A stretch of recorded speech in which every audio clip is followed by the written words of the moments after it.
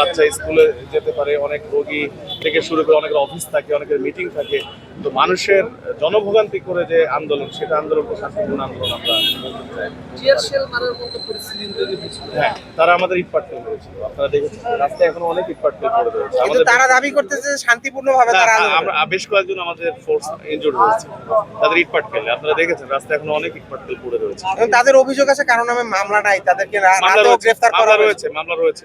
আপনারা জানেন যে দুদিন আগে বিটিআরসি ভবন ভাঙচুরের মামলা হয়েছে, সেখানে সম্ভবত 55 জনের নাম দিয়ে এবং বাকি 500-600 জন মোবাইল ব্যবসায়ী, তাদের নামে মামলা হয়েছে।